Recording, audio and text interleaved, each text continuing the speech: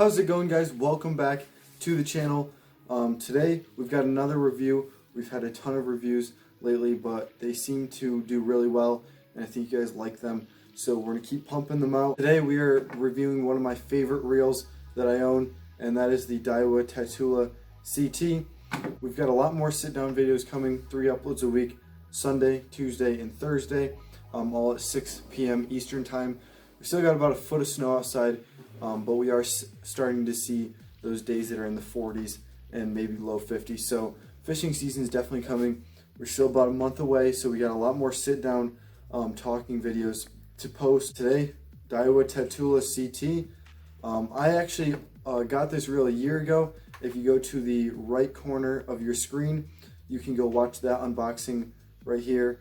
And I got this one from Tatula last year, put in a full year of use.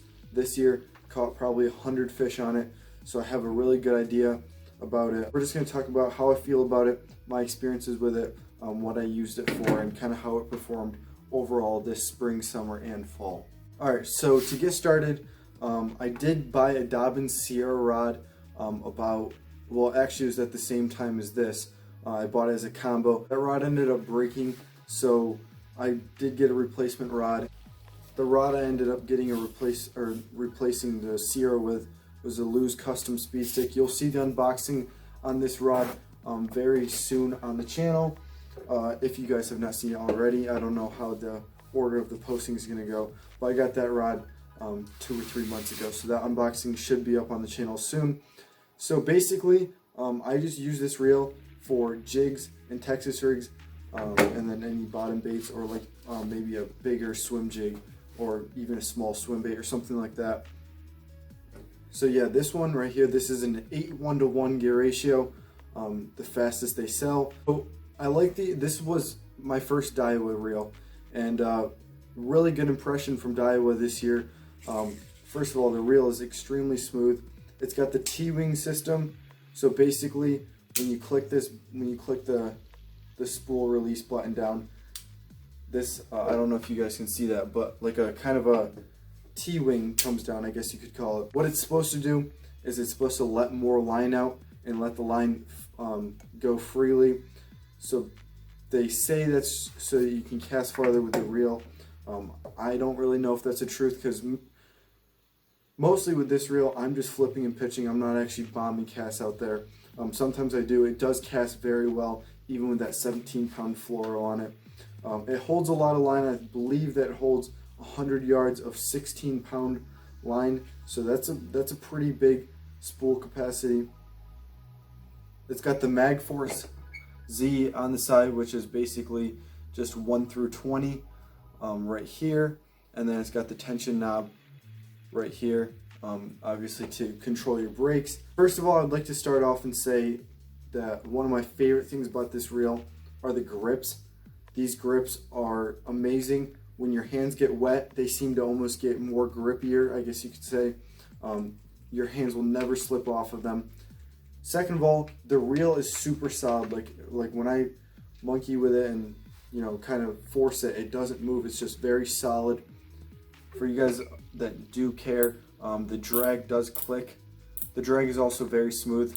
It does click. The tension knob does not click, but the drag is very smooth. So this thing did crank in a ton of fish for me this summer. I could just set the hook and just start cranking. I'm not sure exactly how much drag this has, but I think it might be like 13 pounds. I'll put it on the screen right there. I can't really remember. But before I forget, I will put the link for this exact reel in the description below.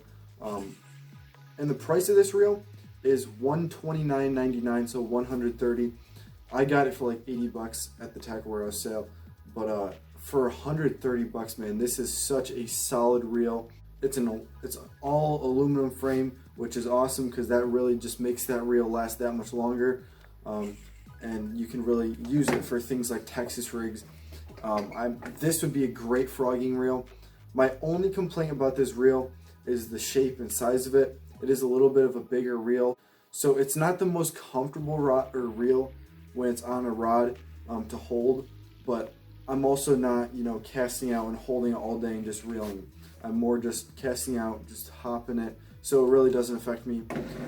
Definitely would not love that reel for maybe a reel that you just cast out and straight retrieve. It'd be great for frogging or anything that just is kind of twitching, but maybe for holding it all day, probably not the best reel. That's just for my hands though. Definitely is not the best fitting reel ever. Yeah, definitely the smoothest reel I own. I mean, it'll just keep going. Beautiful reel. It looks really cool.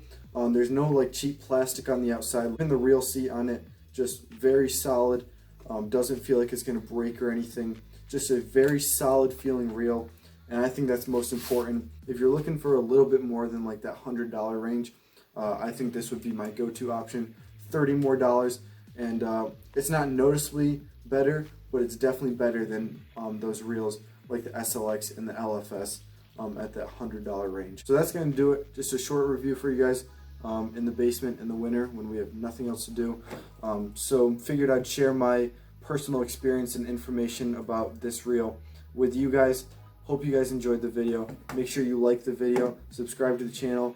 Let us know in the comments what you guys want to see in the future. Go follow the Instagrams, rookie_angling and upstate angling on Instagram. And that's all I got for you guys today. Thank you so much for watching. Truly do appreciate it. We'll see you guys on the next one.